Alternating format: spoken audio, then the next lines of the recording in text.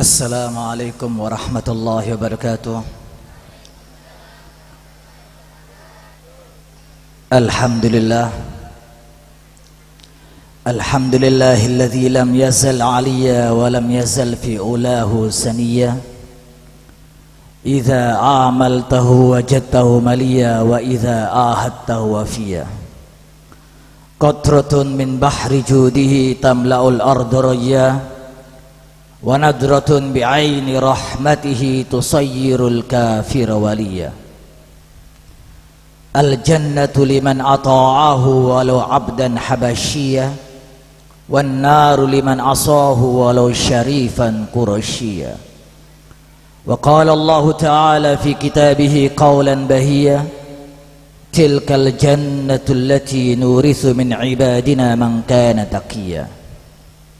Wa ashhadu an la ilaha illallah wahdahu la syarika lah, syahadatan yaj'alu lana biha fil jannati qasran 'aliyya. Wa ashhadu anna sayyidana Muhammadan abduhu wa rasuluh, ya lahu min nabiyyin law ra'aitahu la ra'aita wajhan qamariyya wa habiban azhariyya. Allahumma salli wa sallim wa barik ala sayyidina Muhammadin wa ala alihi wa sahbihi ajma'in. Amma ba'd. Tretan sedaja sebedan kaulah mulja'aki Mudirul Ma'had Al-Syekh Kiai Haji Maulana Mansur atalallahu baqa'ah wa adama wujuda fi nasri dinillahi wahda. Para asatidzah wa ustadzat, para alim ulama, para kiai, segenap majelis keluarga, tolabah wa talibat dari pondok pesantren At-Tahririyah. Alhamdulillah, kita saat ini dikumpulkan bersama-sama untuk memperingati dan merayakan, memperingati dalam arti adalah mengingatkan kita akan tugas utama mereka yang sudah selesai dalam kajian dan pembelajaran selama ada di pondok pesantren At-Tahririyah. Merayakan karena kita ingin kesuksesan yang sudah kita raih dan capai di pondok pesantren Tahririyah, semoga sukses juga nantinya di luar sana. Tentunya inilah yang ditunggu-tunggu oleh semua para santri dan santriwati. Selesai belajar akhir sanah dirasiyah, tiada lain adalah tidak hanya sekedar kembali pulang istirahat, tapi ada tugas berat, ada amanat ilmu yang sudah diperoleh selama menjadi santri atau menjadi santriwati di pondok pesantren At-Tahririyah. Dan kita tahu bahwa amanat ini adalah sangat berat, karena sangat beratnya sehingga gunung-gunung, lapisan langit dan bumi menolak untuk memikul dan mengemban amanat tersebut.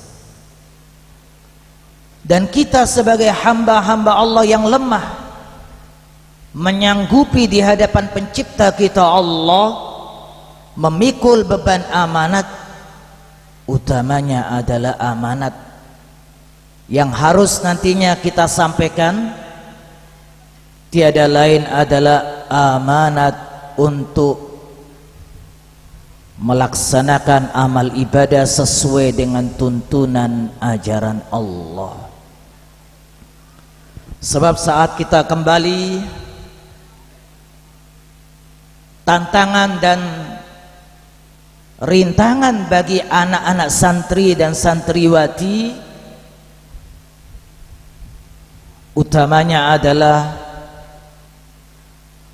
tidak terkait dengan apa yang saat ini kita bacakan, baik itu Imriti ya, atau Alfiyah atau Kawakib Durriyah.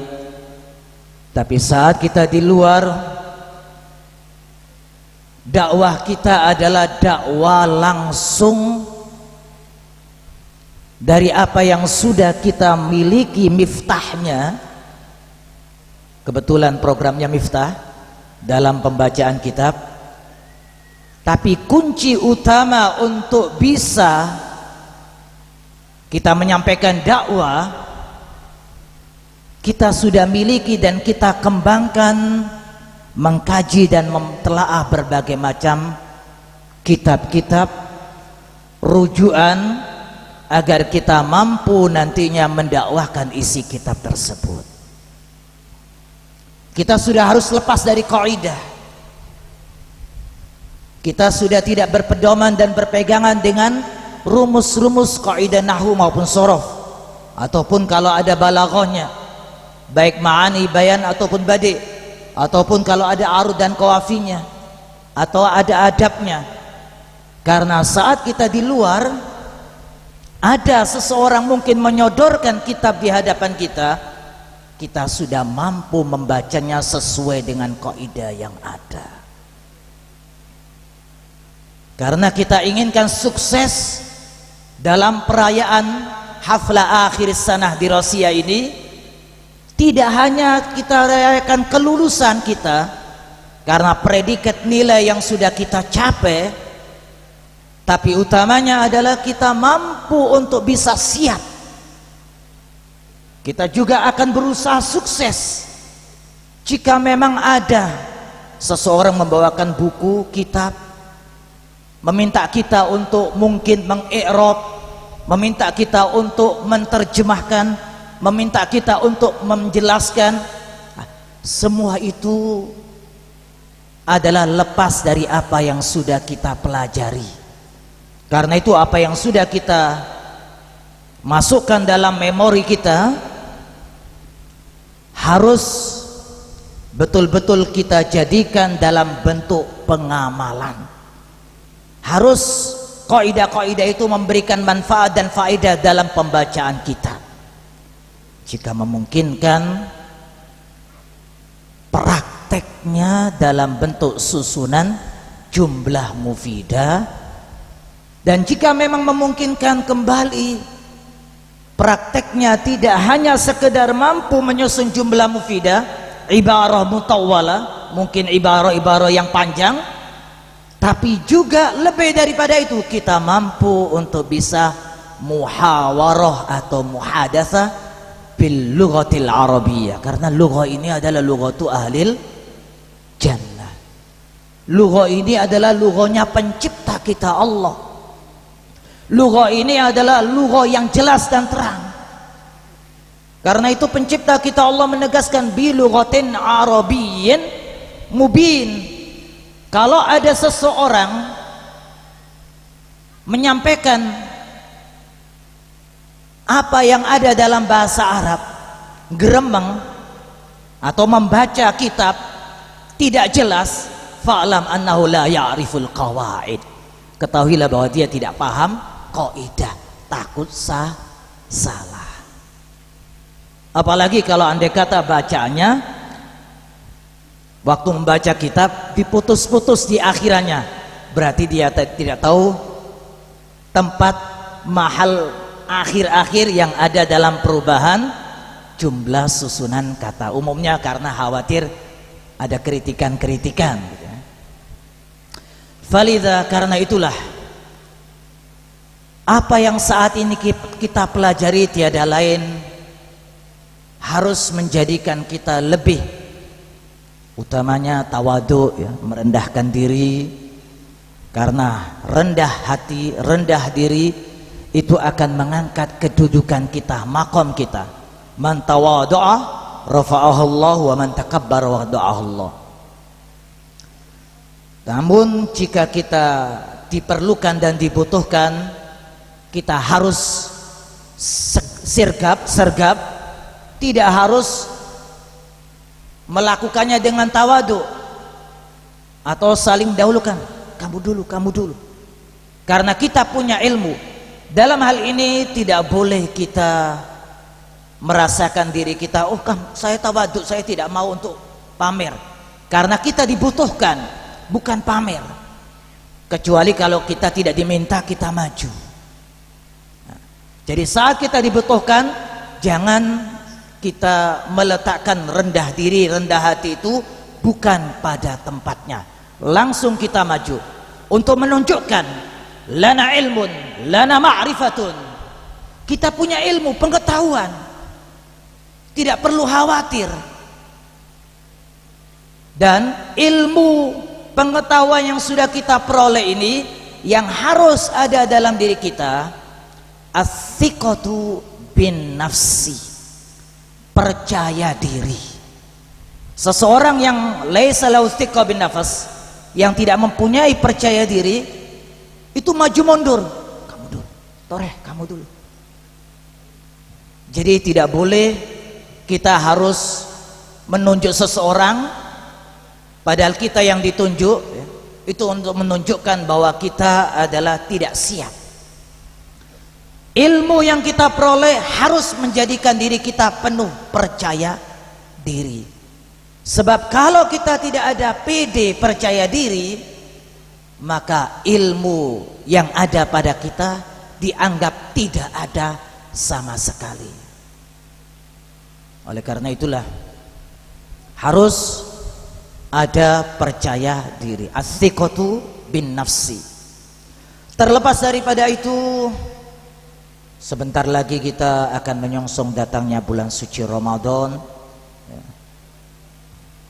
dan kita saat ini ada di bulan Sya'ban.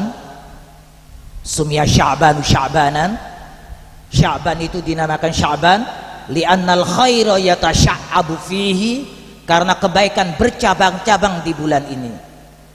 Karena itu disebut dengan Sya'ban. Artinya kita didorong dan dimotivasi untuk banyak melaksanakan dan melakukan berbagai macam kebaikan. Yang terpenting, tugas utama santri dan santriwati dalam menyongsong datangnya bulan suci Ramadan,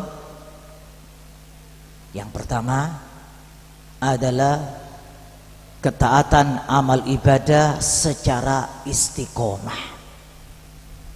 Istiqomah dalam membaca ayat-ayat suci Al-Quran. Apalagi kaidah-kaidah nahwu shorof kita semakin kuat, semakin kita pahami dan mengerti, maka semakin paham kita ayat-ayat suci Al-Quran. Paham kaidah, paham juga kosakata Arab, sehingga kita mampu untuk memberikan penjelasan ayat-ayat suci Al-Quran. Karena itu disebut dengan tafsir birra'yi. Tafsir birra'yi itu yahtaju ila al-qawaid wa yahtaju ila kasratil kalimat wal mufradat yang kita sudah kuasai. Butuh banyak kosakata dan juga butuh kemampuan kaidah-kaidah. Oleh karena itu Al-Imam Jalaluddin As-Suyuti dan Al-Imam Jalaluddin Al-Mahalli memberikan cara bagaimana untuk memberikan penafsiran sesuai dengan kaidah dan sesuai dengan kosakata yang dikuasainya, yang tersebut dalam tafsir Jalalain. Tafsir yang disampaikan oleh Syekh Said Qutb fi Dhilalil Quran, dan banyak kitab-kitab tafsir yang lain yang mengarahkan kita semuanya kembali pada bahasa. Jadi kita bisa menjadi ahli tafsir. Ahli tafsir itu paham kaidah. Kalau ada orang mengatakan dirinya ahli tafsir, nggak paham kaidah, bukan ahli tafsir. kaidah, melekat, kosakata juga banyak. Jadi antum bisa membuat penafsiran ayat-ayat suci Al-Quran sebagai bentuk pengembangannya. Karena itu buku-buku tafsir banyak sekali. Kalau tafsir bil ma'thur penjelasannya dari hadis, tafsir Ibnu Katsir. Tapi kalau tafsir bil ra'yi penjelasannya dari kekuatan kosakata yang banyak, ibarah-ibarah yang kita pahami dan mengerti mungkin dari sisi balaghahnya, ma'ani, bayan dan badi', serta kosakata yang kita sudah hafalkan sehingga nantinya kita memberikan penafsiran. Kalau memang ada kajian pembelajaran ilmu tasawuf di pondok ini, ada materi tasawuf, maka berarti kalau kita mampu untuk bisa mengkombinasikannya, mengkolaborasikannya, berarti kita akan masuk tafsir isyari.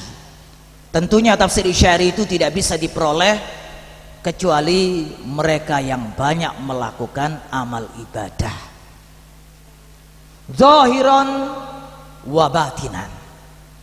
Tafsir isyari itu tafsirnya kaum tasawuf. Dia tidak melihat secara zahir, tapi melihat apa yang ada di balik secara zahir tersebut. Jadi susunan kata yang ada tidak ditafsirkan secara zahir, tapi dilihat dari mata hati.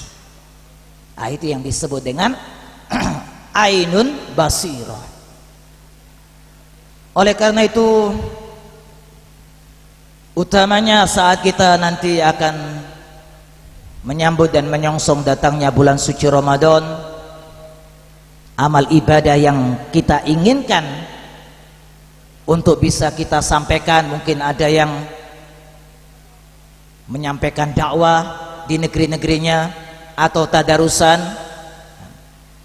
Saat selesai tadarusan, kalau bisa, kalau memungkinkan, karena tugas antum santri dan santriwati, jangan sampai kedahuluan jamaah tabligh. Mereka yang sekedar hanya menyampaikan dakwah saja, mungkin saja instan, ambil dari buku, jadi gurunya dari buku. Kalau antum langsung dari ayat suci Al-Quran melalui irsyadat, taujihat, ta'limat dari syaikhukum, dari asatidatukum. Jadi pembelajaran ilmu-ilmu tuntunan agama yang antum sudah peroleh itu bukan dari instan.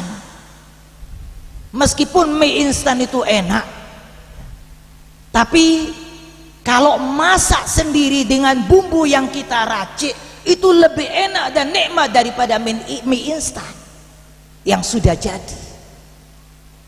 Jadi kita harus ada kepedulian. Selesai tadarusan, coba ambil ayat-ayat yang mudah dipaham, disampaikan dan didakwahkan. Karena ayat-ayat suci Al-Quran ini banyak sekali kandungan yang ada di dalamnya, banyak penafsiran-penafsirannya. Jadi untuk ada kepedulian dakwah, jangan sampai dakwah kita tidak ambil peduli, sehingga ilmu yang sudah kita peroleh itu ada faedah dan manfaatnya. Apalagi khususnya kitab suci Al-Quran, jamaah tabligh selalu banyak kalau menyampaikan ayat Allah terkait dengan ini, ayat Allah. Kita harus lebih daripada itu, karena kita punya ilmu bukan instan, bukan ngambil dari bacaan saja, tapi ada yang memberikan petunjuk, ada yang membimbing. Karena siapa saja yang sekedar kitabnya yang menjadi gurunya, kesalahannya lebih banyak daripada benernya. Dan itu makalah sangat dikenal sekali, man kana kitabu syaikhahu kana khata'uhu aktsara min shawabih. Nah, tapi orang-orang Yaman mengatakan aktsara min shawabuh, suka marfu ya. Padahal seharusnya aktsara min shawabihi karena ada harful jar ya. Kenapa orang-orang sana itu kok suka marfu? Apalagi seorang raja suatu kali ketika ada di atas mimbar, wassalat ketika dia menyampaikan khutbah, suruh untuk menyampaikan sambutan. Nah, waktu membaca salat, wassalatu wassalamu ala rasuluh. Anaknya kemudian mengatakan, ya Walid, ala rasulih. Diulang oleh abahnya, wassalatu wassalamu ala rasuluh. Ya Walid, ala rasulih, ini harful jar. Kemudian diulang lagi oleh abahnya, wassalatu wassalamu ala rasuluh. Ya Walid, rasul itu marfu apa mahfud? Mahfud itu artinya direndahkan, marfu itu dinaikkan. Makomnya kan marfu nabi kan, masa makomnya nabi itu direndahkan? Jar majrur itu kasro kan di bawah, nah, marfu kan di atas. Langsung diam. Karena itu kalau di negara Arab umumnya ada harful jar selalu dirofakkan. Nah, karena mereka suka marfu, bukan karena mereka nggak paham, tapi karena mereka suka marfu ya. Nah, karena itulah ilmu yang sudah kita peroleh harus didakwahkan. Terkhusus terkait dengan ayat-ayat suci Al-Quran, harus tertanam dalam diri kita cinta Al-Quran, cinta pada hadis-hadis yang didakwakan dan diperjuangkan oleh Nabi besar kita Rasulullah SAW. Mujahadah harus timbul dalam diri kita, karena mujahadah ini perjuangan untuk menyampaikan ayat suci Al-Quran dan hadis-hadis Nabi serta kalamus salaf dari para ulama-ulama kita, para masyayikh kita. Itu adalah kepedulian kita agar kita nantinya sampai pada tingkatan tidak hanya sekedar mukmin, tapi muhsin. Babul ihsan itu tidak dibuka oleh orang awam. Babul ihsan dibuka untuk para pejuang dakwah meneruskan apa yang sudah disampaikan dan didakwakan oleh Nabi. Dan itu yang ditegaskan oleh pencipta kita Allah di dalam surat Al-Ankabut ayat 69. A'udzubillahi minasyaitonir rajim. Walladzina jahadu fina lanahdiyannahum subulana wa innallaha lama'al muhsinin. Shadaqallahul azim. Hamba-hamba Allah yang berjuang, kalau sudah berjuang, ilmu yang kita peroleh dan dapatkan tiba-tiba tambahan yang kita bisa rasakan, belum pernah kita kaji dan pelajari tambahan tersebut. Min ayati hadhihi ziyadah. Dari mana tambahan ini? Ta'ti hadhihi ziyadah min Allah Subhanahu wa taala. Itulah yang disebut dengan ladunni. Ladunni tidak hanya datang tanpa amal, harus ada mujahadah. Al-ilmu bil amal ini menjadikan kita memperoleh ilmu ladunni. Nah, ini yang disebut dengan mujahadah. Loh, kenapa? Karena Allah dengan lamut taukid dan nunut taukid, lanahdiyannahum, kami betul-betul akan memberikan petunjuk. Lalu kita langsung dimasukkan oleh Allah, wa innallaha lama'al muhsinin. Sesungguhnya Allah bersama hamba-hambanya yang muhsin. Muhsin itu adalah orang yang membaikkan dirinya.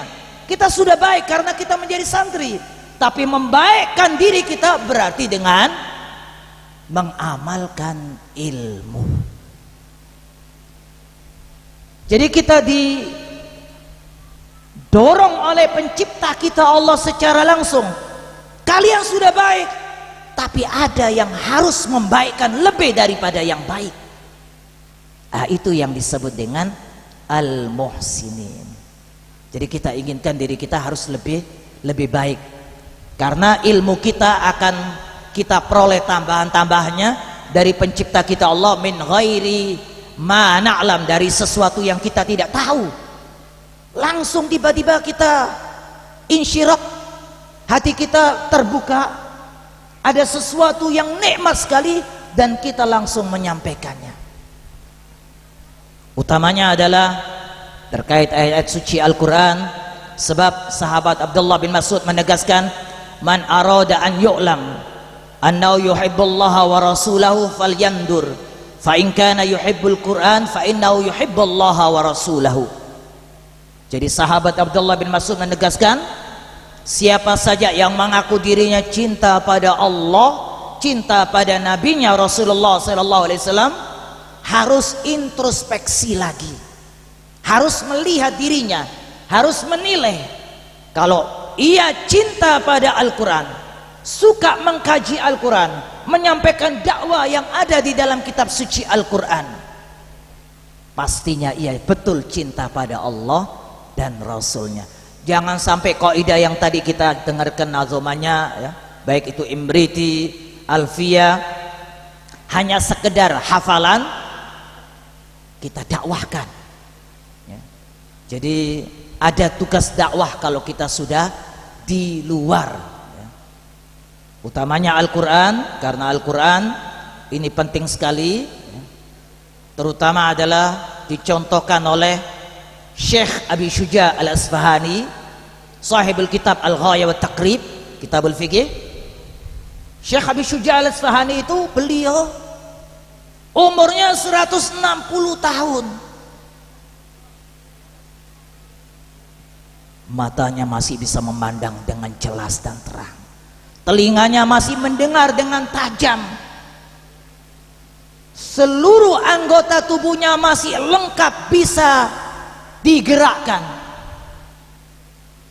Jadi saat ada di majelis, seseorang kemudian bertanya kepada Syekh Abi Syuja Al-Asfahani, ya Syekh, antum sudah tua, sudah lanjut usia, tapi begitu kuat dan kokoh, pandangan masih mampu melihat tanpa kacamata, telinga juga bisa mendengar dengan kuat sekali, termasuk juga lidah tidak pelat, tidak alsal. Biasanya kalau agak idza kabur sinnu, jika orang sudah lanjut usia ya, itu utamanya ada sedikit pelat ya, alsal ya, atau alasqa. Namun nggak pelat sama sekali, apalagi saat melantunkan ayat-ayat suci Al-Quran. Apa rahasianya? Faqala Syekh Abi Syuja Al-Asfahani, hafidnaha fis sighar wa hafidahallahu lana fil kibar. Kami jaga ayat-ayat suci Al-Quran. Ayat-ayat suci Al-Quran ini kami jaga untuk kami amalkan dan kami dakwahkan. Jadi rahasianya diamalkan dan disampaikan dalam media dakwah. Sehingga Syekh Abi Syuja umur 160 tahun nggak rabun matanya, tiap hari baca Al-Quran, tiap hari disucikan pandangan matanya oleh Al-Quran. Seluruh anggota tubuhnya digerakkan untuk ke majelis-majelis mendakwahkan Al-Quran. Syekh Abi Syuja sahibul ilmul ma'rifah, ada kepedulian, punya ilmu untuk menyampaikan dakwah. Antum ada ilmu, harus ada kepedulian untuk menyampaikan dakwah. Jangan hanya kita di rumah, meskipun kita tidak dikenal, mungkin di kampung sana ada orang sepuh, tapi kita hadir, enggak apa-apa, sekedar hadir. Allah Subhanahu wa ta'ala tidak akan menyia-nyiakan hamba-hambanya yang mempunyai al-ilm, dzul ilm. Pastinya mereka yang punya ilmu akan ada panggilan nanti suatu kali. Itu adalah janji pencipta kita Allah, dan Allah tidak berbuat zalim pada hamba-hambanya.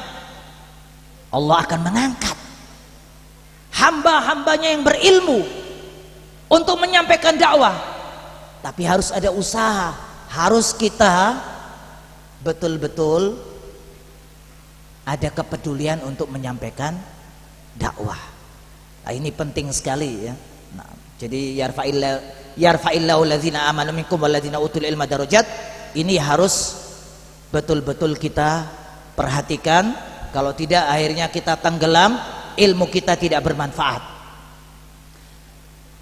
Yang kedua, di samping kita mendakwahkan terkait dengan membaca ayat-ayat suci Al-Quran yang dicontohkan Syekh Abi Syuja, adalah kita juga menyampaikan dakwah terkait amal ibadah yang pertama, kita akan dihisap oleh pencipta kita Allah.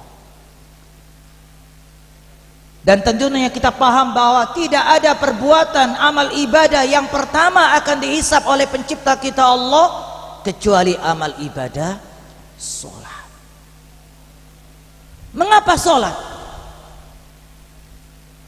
Karena Nabi SAW di setiap tempat mana saja beliau ada, selalu berkata kepada sahabatnya Bilal bin Rabah, "Arihna ya Bilal, senangkan kami wahai Bilal, berikan kesegaran untuk kami wahai Bilal." Tidak ada yang menyenangkan Nabi kecuali adalah melakukan ketaatan amal ibadah sholat. As-sholah as-sholah wa ju'ilat qurratu aini fis sholah. Dan dijadikan amal ibadah yang dicintai oleh Nabi itu adalah amal ibadah sholat. Sampai-sampai Nabi tawar romat kodamau, bengkak-bengkak kaki Nabi untuk sholat, untuk mengajarkan kepada umatnya jangan lepas sholat. Karena sholat ini pondasi, ruknuddin, arkanul Islam. Jadi jangan kita merobohkan untuk amal ibadah sholat kita. Kita bertanya, sholat itu sampai di mana penting dan keutamaannya? Kalau kita di Jombang, dijual di sana buku Jombang Tebu Ireng, ya, ada buku tuntunan kumpulan dari tulisan-tulisan baik itu ayat maupun hadis yang ditulis oleh Syekh Hashim Asy'ari, Kiai Haji Hashim Asy'ari. Dan di dalam buku itu menegaskan para masyayikh Nahdlatul Ulama, karena itu mereka disebut dengan Nahdlatul Ulama, sampai ke pedalaman-pedalaman. Jadi ulama-ulama itu tugasnya tidak hanya di kota saja. Kalau nggak terkenal di kota buat apa? Tapi sampai pedalaman, rela untuk mujahadah, berjuang menyampaikan dakwah sampai pedalaman, sehingga dikatakan Nahdlatul Ulama. Para masyayikh NU dulu menghidupkan malam-malamnya 23 rakaat setiap harinya. Kita tidak perlu jauh-jauh seperti Sultanul Aulia, ya. Kalau Sultanul Aulia Syekh Abdul Qadir Al-Jilani setiap malam latihan untuk sholat 1000 rakaat sampai dapat makom, dapat kedudukan dekat dengan penciptanya Allah. Ibadah kita kan banyak.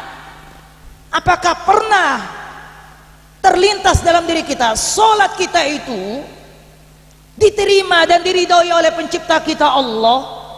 Lah, sholat yang diridhoi oleh pencipta kita Allah itu bagaimana? Nah, ini yang jadi persoalan.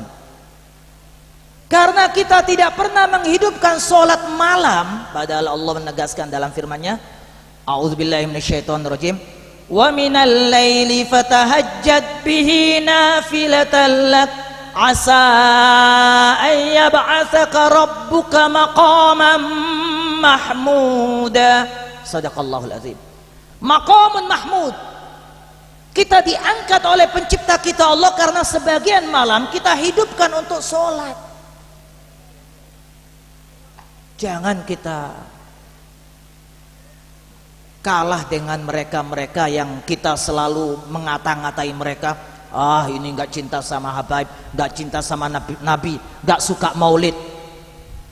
Tapi mereka sholat malam, kita nggak mau sholat malam. Jadi harus tertanam kita sholat malam. Syekh Abdul Qadir Jailani untuk bisa sampai pada maqam Sultanul Aulia, rajanya para wali, itu karena sholat malamnya. Sahabat Abdullah bin Mas'ud radhiyallahu taala anhu, beliau ditanya, "Wahai Abdullah, mengapa aku tidak pernah melihat kamu melakukan puasa sunnah?" Puasa sunnah. Maka dijawab oleh sahabat Abdullah bin Mas'ud, "Kalau saya melakukan puasa sunnah khawatir saya tidak bisa sempurna dalam melaksanakan sholat. Jadi kita mau untuk sholat purna, khususnya di bulan suci Ramadan. Masa tidak ada keinginan kita ingin memperoleh Lailatul Qadri khairun min alfi syahr. Sholat inilah yang akan menyampaikan kita pada surga paling tinggi. Surga Firdaus itu surga paling tinggi. Mau ke surga Firdaus, sholat yang benar, sholat yang penuh iman dan keyakinan. Dan antum ada ilmu, itu sampai ke tempat yang memang kita inginkan untuk sampai. Allah menegaskan dalam surat Al-Mu'minun dari ayat pertama sampai 11. A'udzubillahi minasyaitonirrajim. Bismillahirrahmanirrahim. Qad aflahal mu'minun alladzina hum fi salatihim khashi'un. Kemudian ayat yang ke-10, ulaika humul warithun alladzina yarithunal firdausa wa hum fiha khalidun. Shadaqallahul azim. Betul-betul qad masuk dalam fi'il mudhari', fi'il madhi li tahqiq. Qad aflaha, betul-betul beruntung. Siapakah mereka yang imannya bermanfaat untuk diamalkan, keyakinannya bukan hanya di dalam hati sekedar terpendam, tapi diamalkan dalam bentuk amal ibadah. Amal ibadah seperti apa? Yang khusyuk waktu melaksanakan amal ibadah sholat. Alladzina hum fi sholatihim khashi'un. Lalu pencipta kita Allah meneruskan, mereka tempatnya di mana? Ulaika humul warithun. Mereka akan mendapatkan alladzina yarisunal firdausa, surga Firdaus. Jadi surga Firdaus ini yang paling tinggi. Nah, kalau kita mau mendapatkan surga Firdaus, sholat kita benar. Yang kita khawatirkan seperti yang disebutkan oleh Imam Ahmad bin Hanbal yang ada dalam kitab Syiar A'lamin Nubala lil Imam Az-Zahabi, ya'ti zamanun, akan datang suatu zaman, ala hadhil ummah, pada umat ini, yusallun wa hum la yusallun. Mereka terlihat sholat tapi mereka sesungguhnya enggak sholat. Imam Ahmad bin Hanbal mengatakan, wa nahnu fi dzalika zaman, dan kita saat ini di zaman itu di zaman Imam Ahmad bin Hanbal, apalagi di zaman kita. Zaman Imam Ahmad bin Hanbal itu abad ketiga Hijriah, 200 sekian. Beliau sudah menegaskan. Loh, kenapa demikian? Kita lihat apa yang dikatakan oleh sahabat Abu Hurairah radhiyallahu taala anhu, bahwa hamba-hamba Allah ini yang terlihat sholat ya, sampai situ nasana umurnya 60 tahun, la yuqbal minhu sholatun, tidak diterima sedikit pun dari amal ibadah sholatnya meskipun sudah 60 tahun sholat. Nah, ini juga tugas dakwah kita, karena penting sekali melaksanakan amal ibadah sholat. Sholat itu yang menjadikan kita mendapatkan makom. Kalau dalam hadis yang lain, termasuk yang ditanyakan kepada sahabat Abu Hurairah, loh mengapa 60 tahun kok dianggap ia sudah sholat tapi nggak sholat, tidak dicatat sebagai orang yang melakukan amal ibadah sholat? Dijawab oleh sahabat Abu Hurairah, la yutimmu ruku'aha wala khusyu'aha. Ditambah oleh Amirul Mukminin Sayyidina Umar bin Khattab, la yutimmu ruku'aha wa sujudaha wa qiyamaha wa khusyu'aha. Enggak khusyuk, berdirinya juga sebentar, rukuknya juga enggak sempurna, sujudnya juga enggak sempurna. Allahu Akbar, sami Allahu liman hamidah, Allahu Akbar. Aina tuma'ninah? Pada tuma'ninah itu termasuk min arkanis sholat. Gak ada tumaknina. Yang kita khawatirkan seperti yang tersebut dalam riwayat hadis, innal abda la yusalli bi salatin la yuktabu lahu minha illa ushruha au tusuha au thumunuha au subuha au sudusuha au khumusuha au rubuha au thuluthuha au nisfuha. Ada seorang hamba sholat tapi tidak dicatat mendapatkan pahala apapun dalam ibadah sholatnya kecuali hanya 1/10. Waktu kita sholat kita akan konsentrasi khusyuk, datang masalah utang, datang masalah-masalah apa saja dalam pikiran kita. Nah ini penting sekali. 1/10 sholat kita baru dicatat, karena yang khusyuknya 1/10. Gak ada orang sholat sampai setengah sholatnya 4 rakaat. Kalau 2 rakaat bisa kita khusyuk, itu sudah masuk namanya babul walayah, pintu kewalian. Betul ini, kalau di zaman kita saat ini kita mampu melaksanakan sholat khusyuk, harus introspeksi kembali, muhasabah kita ya, karena kita merasakan amal ibadah yang kita teledorkan lebih banyak adalah terkait dengan amal ibadah sholat. Setengah amal ibadah sholat kita khusyuk, sudah masuk pintu kewalian kita, babul walayah, kita mampu untuk bisa membukanya. Ada contoh Imam Ali karamallahu wajhah, waktu itu di majelis bersama Nabi SAW, datang seseorang kepada Nabi, ya Rasulullah, saya ingin untuk melaksanakan amal ibadah khusyuk, tolong berikan contoh kepada kami bagaimana untuk bisa khusyuk dalam sholat.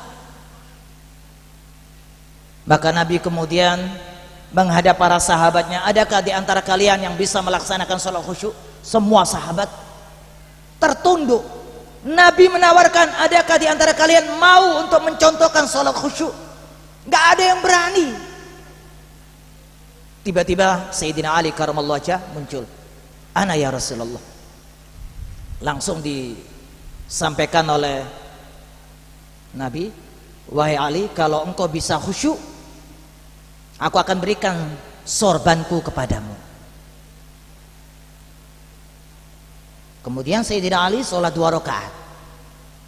Rakaat pertama khusyuk, yang diingat adalah ayat suci Al-Quran, tasbih, tahmid, dan munajat saat dia sujud.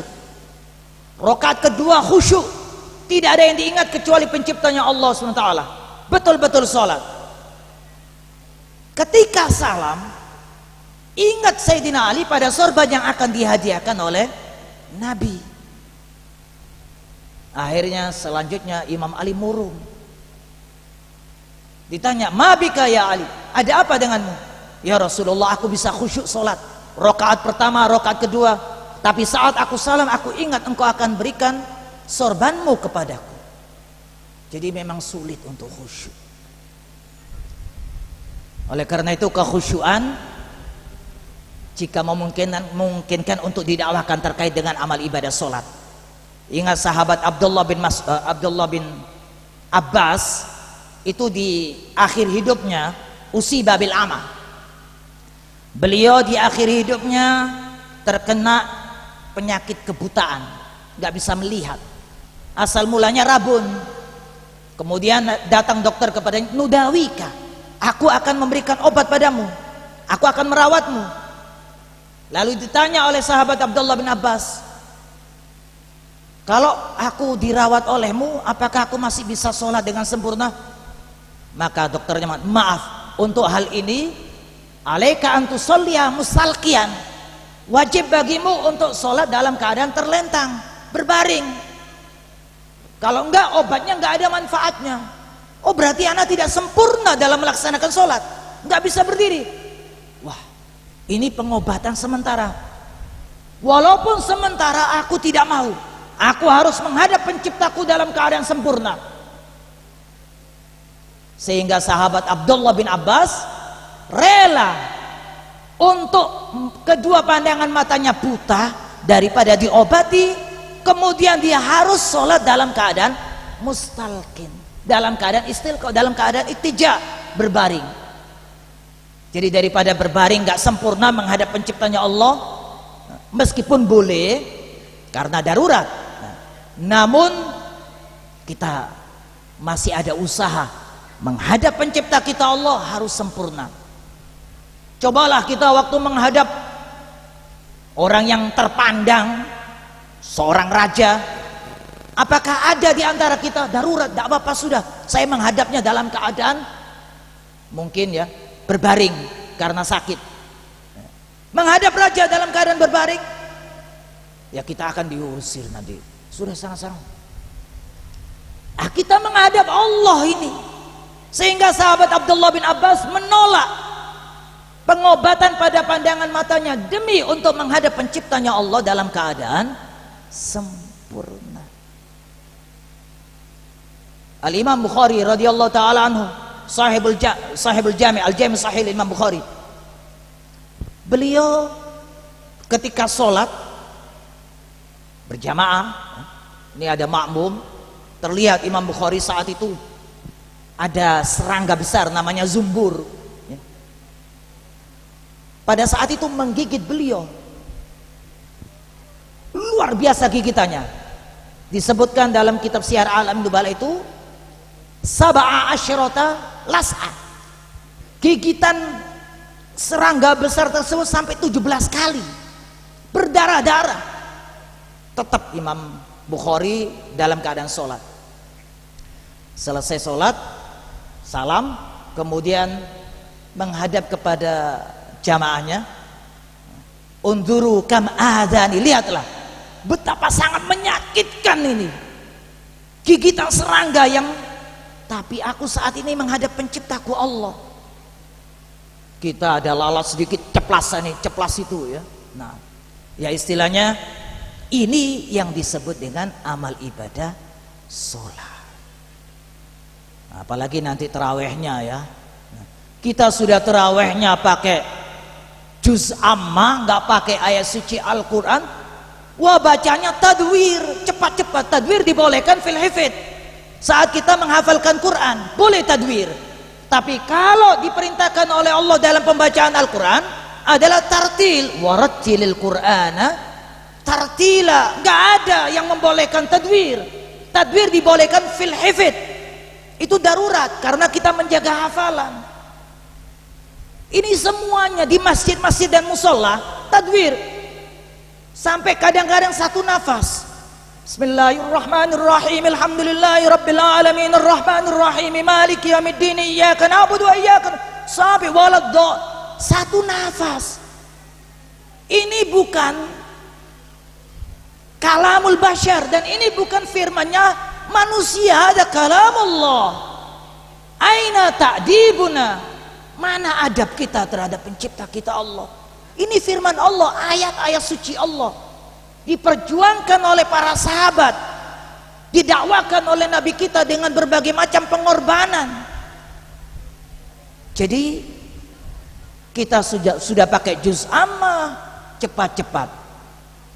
Jadi harus tartil, dakwahkan masalah Al-Quran ini. Sebab kita tidak pernah melihat saat anak di Al-Azhar Kairo, termasuk anak sering juga ke Arab Saudi ya, karena memang jadi pembimbing jamaah haji kalau setiap tahun sana. Anak selama 9 tahun di sana tidak pernah mendapati musola masjid bacaannya adalah baca juz amma, semuanya ayat-ayat panjang dan semuanya tartil. Anak nggak paham di Indonesia ini musola masjid-masjid besar cepat-cepatan. Apa nggak khawatir tadi itu? Tidak sempurna ruku, tidak sempurna qiyam, tidak sempurna khusyuk, tidak sempurna sujud, tidak diterima sholatnya. Nah, ini mengkhawatirkan, apalagi sholat ini jaminannya seperti yang tersebut dalam riwayat hadis ya. Man hafadha 'ala sholati akramahallahu bi khamsi khisalin. Siapa yang betul-betul menjaga sholatnya, memperhatikan sholatnya, betul-betul dalam ibadah sholatnya, akan dimuliakan oleh Allah dengan 5 hal. Yurfa'u anhu dhiqul 'ish, diangkat daripadanya kesempitan dalam hidup, tidak akan ada kesengsaraan dalam hidup. Kita mau supaya senang, kita mau supaya dicukupi oleh Allah rezeki kita, perbaiki sholatnya. Yurfa anhu dikul ish wa adzabul qabr, diangkat siksa kubur daripadanya, tidak akan terjadi siksa kubur.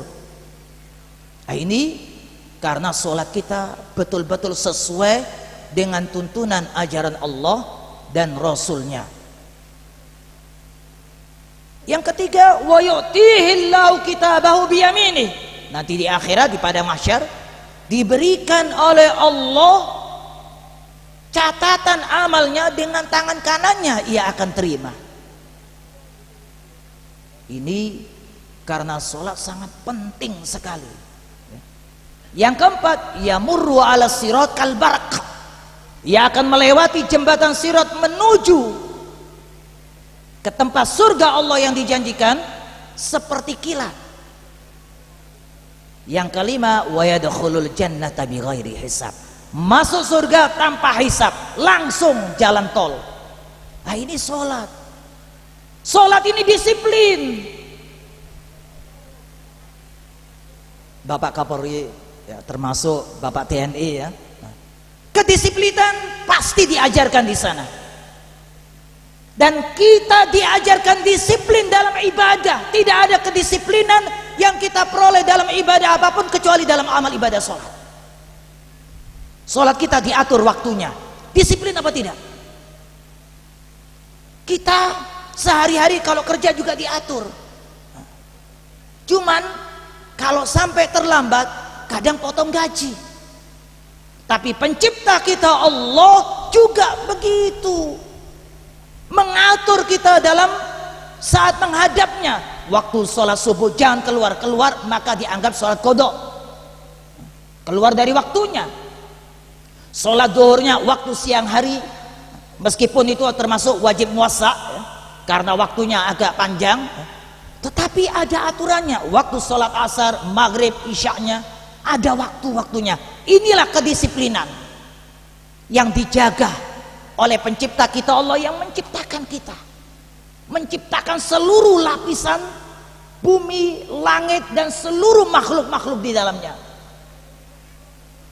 Sehingga dengan sholat ini, karena disiplin kita, Allah menegaskan dalam firman-Nya, a'udzubillahi minasyaitonirrajim, innas sholata tanha 'anil fahsya'i wal munkar. Sesungguhnya satu-satunya ibadah yang mencegah seseorang untuk tidak berkata, untuk tidak mengucapkan, untuk tidak menyampaikan, untuk tidak mendakwahkan kata-kata keji, kata-kata yang tidak baik, itu hanya amal ibadah sholat.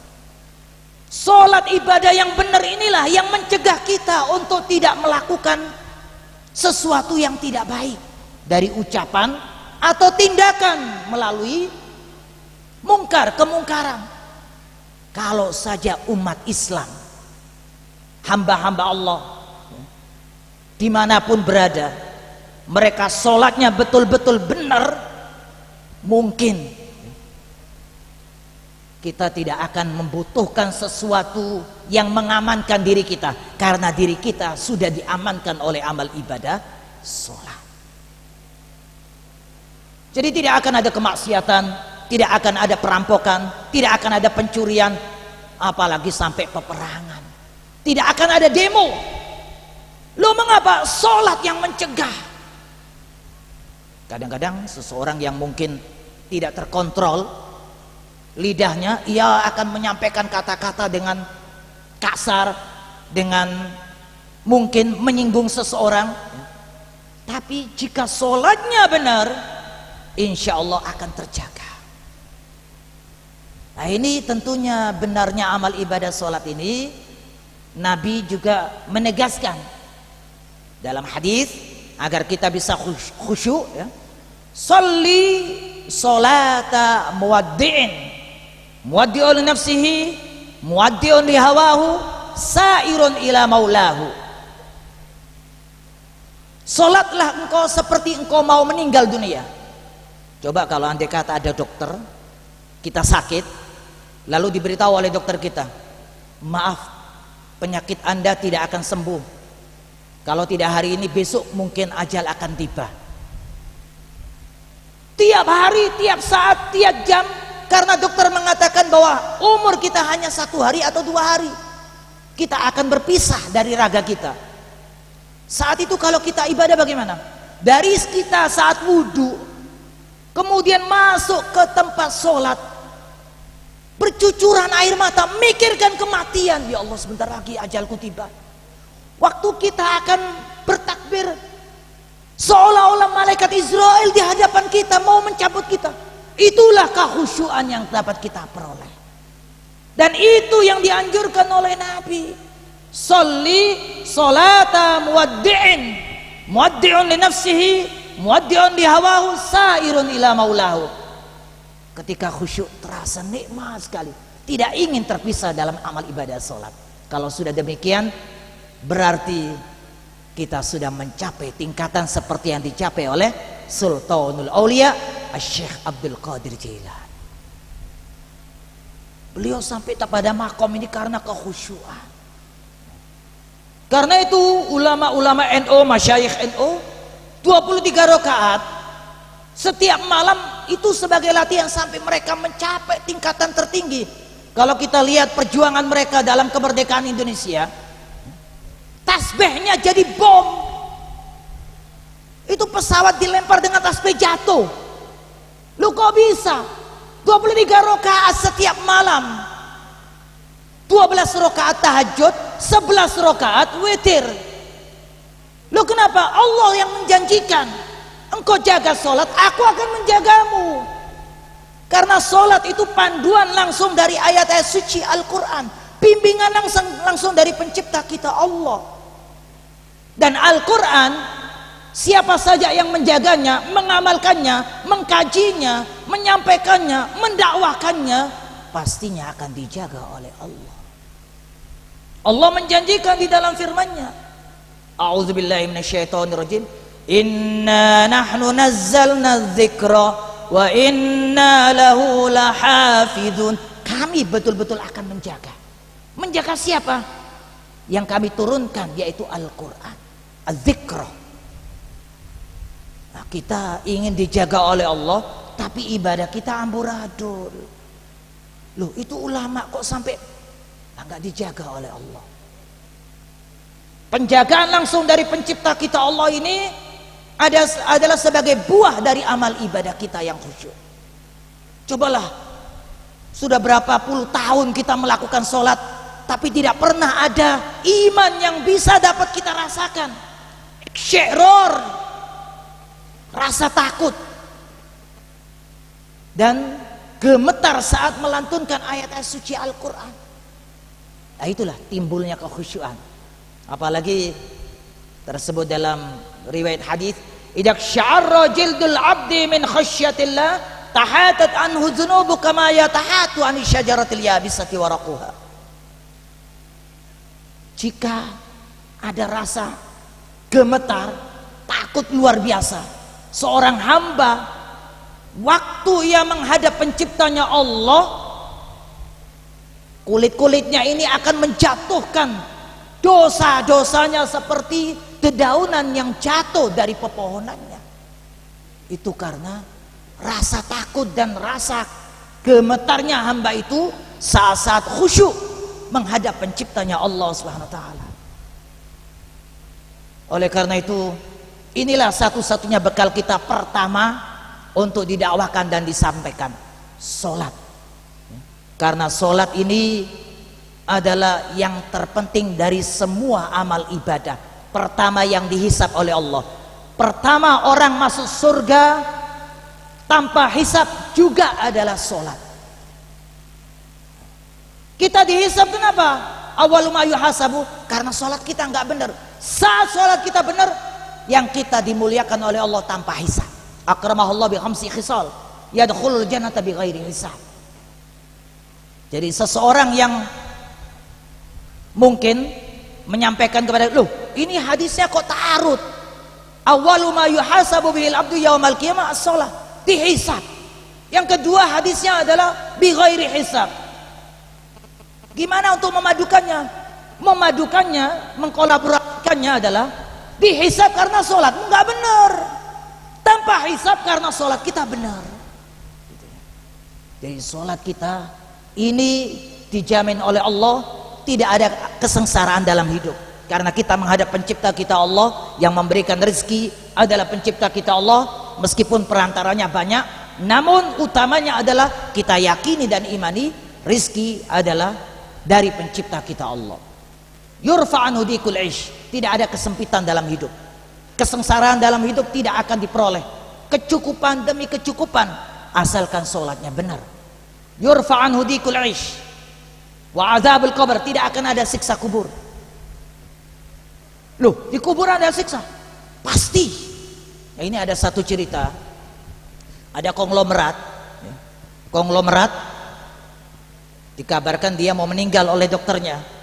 Kemudian konglomerat ini berpesan kepada dikumpulkan anak-anaknya, keluarganya, saudara-saudaranya, saya sebagaimana diberitahukan oleh dokter, saya akan mendirikan kuburan saya ada AC-nya. Nah, belum pernah kan kuburan ada AC? Nah, ini super lengkap, ada AC, ada kulkas, semuanya ada. Jadi di dalam kubur ini seperti rumah. Betul ada di dalam tanah tapi berupa kuburan. Konglomerat ini kemudian meninggal, tapi dia sudah berpesan kepada keluarga, sahabat, kumpulkan semua, saya mau meninggal. Kalau ada di antara kalian yang mau, termasuk anak-anakku, termasuk istriku, atau siapa saja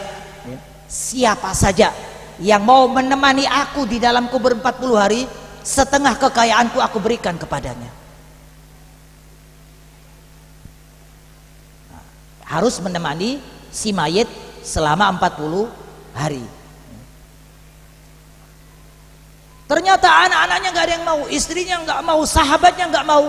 Akhirnya dibuatlah sayembara oleh keluarganya, sampai kemudian ada tukang kapak, tukang memotong kayu. Dia punya kapak satu-satunya. Ia datang, saya mau 40 hari saya tidak akan buka kubur ini kecuali setelah 40 hari. Siap. Masuk ke dalam kubur bersama si mayit. Setelah meninggal, tiba-tiba datang dua cahaya. Kalau nggak percaya ada siksa kubur, ya, mati dulu, kemudian kita akan ketemu nantinya, ya, malaikat mungkar dan nakir. Betul ada malaikat mungkar dan nakir, dan keyakinan kita sesuai dengan yang disampaikan oleh Nabi, ada siksa kubur.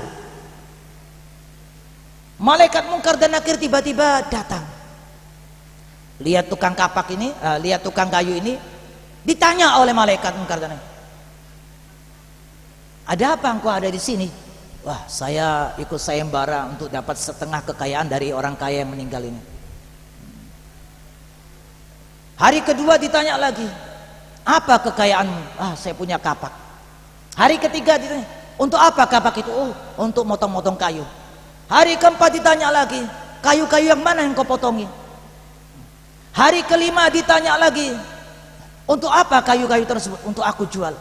Hari keenam ditanya lagi, engkau jual sama siapa? Bagaimana cara pemotongannya? Selama 40 hari ditanyakan seluruhnya terkait dengan kapak. Hanya kapak saja yang dimiliki oleh tukang kayu ini. Dia tidak punya kekayaan, orang miskin. Setelah 40 hari dibuka kuburan itu, dia langsung melarikan diri. Kemudian dicegat, ini loh kekayaanmu. Tidak, saya tidak butuh. Saya punya kekayaan kapak saja. Dipertanggungjawabkan dengan 40 pertanyaan bertubi-tubi oleh malaikat mungkar dan nakir. Bagaimana setengah kekayaan konglomerat? Nah, ini untuk menunjukkan bahwa siksa kubur ada. Pertanyaan-pertanyaan itu lebih dahsyat daripada pertanyaan intel. Mungkin ada siksaan lebih menyeramkan, karena terkait dengan muhasabah, hisab, perhitungan kekayaan kita. Jadi ada siksa kubur, betul-betul ada. Dan sudah ada eksperimen terkait dengan itu. Cerita-cerita sering terdengar Coba kalau andai kata ada orang ahli maksiat, ya, tunggui sampai malam tiba, sampai jam 12 malam, tunggui kuburannya. Kalau perlu ya nanti kemudian dibongkar lagi kalau nggak ketemu. Istilahnya akan dengar jeritan-jeritan daripada siksa kubur yang ada. Itu jaminan bagi mereka yang teledor dari amal ibadah sholat. Jadi sholat ini penting, khususnya nanti saat-saat melaksanakan sholat tarawih. Jangan dijadikan budaya untuk melakukan sholat tarawih cepat-cepat, ya. Karena kita tidak tercatat, sholat kita sia-sia. Loh, Ustaz, daripada nggak sholat lebih baik sholat, daripada menghina lebih baik ente tidak melaksanakan penghinaan, gitu ya. Saat kita menghadap raja, kita tidak sopan di hadapan raja, beranikah kita? Lebih baik pergi ke raja daripada kita nggak pergi, nggak dapat sama. Engkau pergi tidak sopan di hadapan raja, masuk penjara. Demikian pula saat kita menghadap pencipta kita Allah, etika harus dijaga. Kesopanan dan adab harus betul-betul kita lakukan dan amalkan saat menghadap pencipta kita Allah Subhanahu wa ta'ala. Tumakninah istilahnya. Jadi ini penting karena nanti kita akan menghadap pencipta kita Allah dan hisabnya adalah sangat keras. Apalagi ada seorang yang bernama Thabit bin Amir bin Abdullah bin Zubair, termasuk tabi'in. Thabit bin Amir bin Abdullah bin Zubair, beliau senantiasa tidak pernah lepas untuk berdoa di hadapan sahabat-sahabatnya, Allahumma inni as'alukal maitatal hasanah. Lalu ditanya, ya Thabit, sering kau mendoakan dengan doa seperti ini, apa tujuanmu? Kemudian dijawab oleh Thabit, tujuanku adalah an yatawaffani Allah wa ana sajid. Tujuanku adalah agar Allah Subhanahu wa ta'ala tidaklah memanggil aku kecuali aku dalam keadaan sujud. Ini yang disebut husnul khotimah, meninggal dalam ibadah, meninggal dalam melakukan ketaatan. Betul ya, meninggal yang kita harapkan adalah dalam keadaan ibadah, dan harapan semuanya adalah kita ingin meninggal dalam keadaan khususnya tingkatan ibadah yang paling tinggi, yaitu amal ibadah sholat. An yatawaffani Allahu wa ana sajidun. Thabit bin Amir sampai saat ia sudah lanjut usia, tiba-tiba terkena penyakit. Tiba-tiba mendengar masjid dengan azannya menyerukan hayya 'alas shalah, hayya 'alal falah. Didengar oleh Thabit. Lalu ia meminta sahabat-sahabatnya agar membawakan dia ke masjid. Faqal, sahabat-sahabatnya lalu berkata, azzarakallah, Allah sudah memberikan uzur kepadamu, jangan kau paksakan. Tidakkah engkau dengar hayya 'alas shalah, marilah menuju kepada salat, hayya 'alal falah, marilah menuju kepada keberuntungan dunia akhirat. Hayya 'alal falah, marilah menuju kepada keberuntungan dunia akhirat.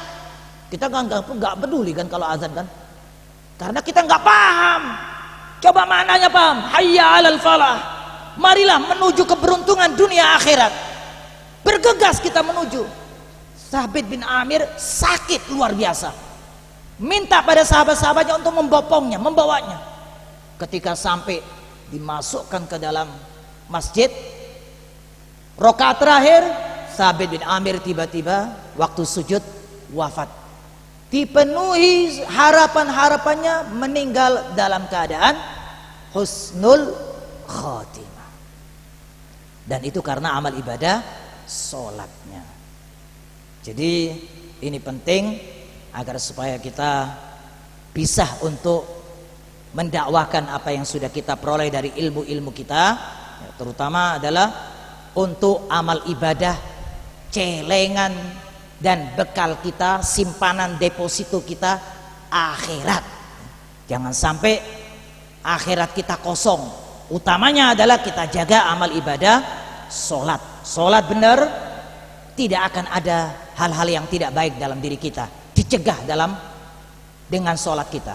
Mudah-mudahan Allah SWT menjadikan kita adalah hamba-hambanya yang senantiasa diberikan taufik, inayah dan hidayah dari pencipta kita Allah SWT. Marilah kita berdoa semoga Allah SWT senantiasa menjadikan kita hamba-hambanya yang bisa untuk mengamalkan ilmu, bisa menyampaikan ilmu, bisa penuh percaya diri dalam mendakwakan ilmu yang sudah kita peroleh tersebut. Dan mudah-mudahan Allah SWT menjadikan kita panjang umur yang barokah, limpahan rizki yang banyak, rizki yang barokah, dan segala apapun yang kita miliki insya Allah memberikan keberkahan. Allahumma barik lana fi Sya'ban wa ballighna Ramadan. Allahumma barik lana fi Sya'ban wa ballighna Ramadan. Bismillahirrahmanirrahim. Alhamdulillahirabbil alamin. Allahumma shalli wa sallim wa barik ala sayyidina Muhammadin wa ala alihi wa sahbihi ajma'in. Allahumma inna nas'aluka salamatan fid din wa barakatan fil umri wa sihhatan fil jasad wa sa'atan fil rizqi wa taubatan qabla al maut wa syahadatan 'inda al maut wa maghfiratan ba'da al maut wa amanan min al adhabi wa nasiban min al jannah warzuqna an-nadhara ila wajhikal karim. Ya Allah ya Allah ya rabbal alamin. اللهم ارزقنا متابعة النبي صلى الله عليه وسلم أولا وآخرا وظاهرا وباطنا وقولا وفعلا وطاعة وعبادة وعملا صالحا.